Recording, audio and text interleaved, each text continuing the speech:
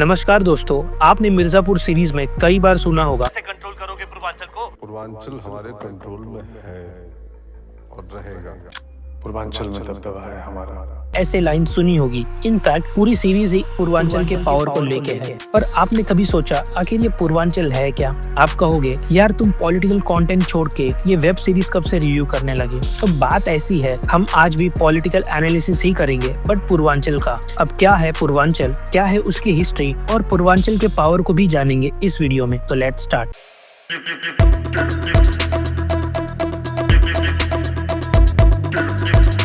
जैसे कि आपको पता है, भारत का किंग यानी पीएम बनना है तो पार्टीज को उत्तर प्रदेश जीतना होगा। ठीक वैसा ही उत्तर प्रदेश जीतना है तो पूर्वांचल जीतना पड़ेगा। इन शॉर्ट पूर्वांचल का डायरेक्ट कनेक्शन है इंडियन पॉलिटिक्स से।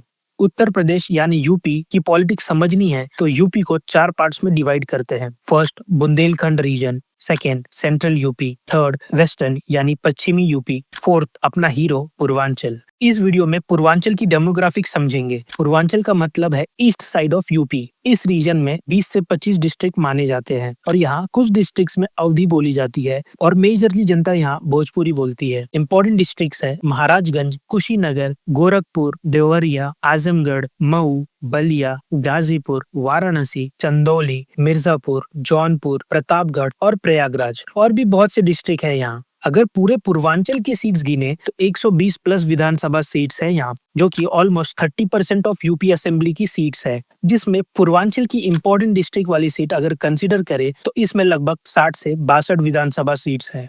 जिस भी पार्टी ने इतिहास में पूर्वांचल की सीट जीती है, मेजोरिटी ऑफ टाइम उनका ही सीएम बना है। फैक्ट्स की अगर बात करें तो 2007 में बीएसपी ने पूर्वांचल की इन्हीं 61 सीट में 37 सीटें जीत ली थी और मायावती जी बनी सीएम। 2012 में समाजवादी पार्टी ने 61 में से 33 सीटें जीती और सीएम बने मुलायम सिंह जी के बेटे अखिलेश यादव। 2017 में बीजेपी ने जीती 35 सीटें इसी पूर्वांचल में और बनी हिस्टोरिक योगी आदित्यनाथ जी की गवर्नमेंट। 2022 में बीजेपी ने फिर डोमिनेट किया इस रीजन को और लगातार दूसरी बार बीजेपी ने अपना ही सीएम बनाया। और सिर्फ सीएम ही नहीं, पीएम भी दिए है पूर्वांचल ने, जैसे वीपी सिंह प्रयागराज से, चंद्रशेखर बलिया से और नरेंद्र मोदी वाराणसी से।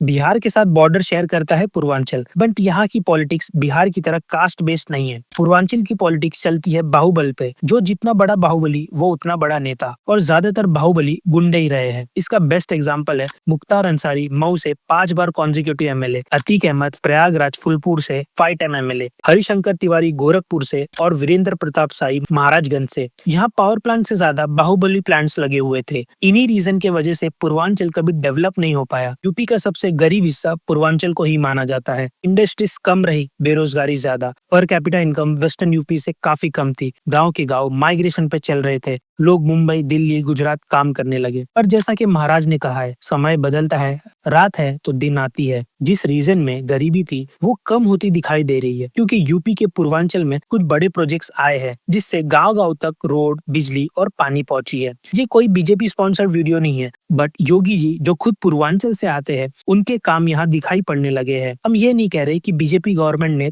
डेवलपमेंट की स्पीड 10x कर दी है, ऐसा कुछ भी नहीं है। पर प्यासे को एक गिलास पानी भी मिल जाए तो उसे ये पानी अमृत लगेगा। उसी तरह अनडेवलप्ड रीजन में कुछ काम होते देख लोगों में खुशी आई है। यहाँ कुछ बड़े प्रोजेक्ट्स आए, जैसे Purvanchal expressway, Gorakhpur link expressway, AIIMS Gorakhpur, airport बने वाराणसी और गोरखपुर में, अयोध्या राम मंदिर बना और वाराणसी में विश्वनाथ कॉरिडोर बना इस रीजन में, जिससे इकोनॉमी थोड़ी सुधरी। पर बलिया, गाजीपुर जैसे बॉर्डर पे लगे डिस्ट्रिक्ट में आज भी डेवलपमेंट दूरी है। दोस्तों, पूर्वांचल एक वोट बैंक भी है और एक होप बैंक भी है। यही वो वजह है जो यूपी की सीएम कुर्सी चाहता है उसे सबसे पहले पूर्वांचल को जीतना पड़ता है। और याद रखिए, पूर्वांचल के बिना यूपी अधूरा है और यूपी के बिना दिल्ली अधूरी है। वीडियो पसंद आया तो प्लीज लाइक, शेयर और सब्सक्राइब करिए। जय हिंद दोस्तों।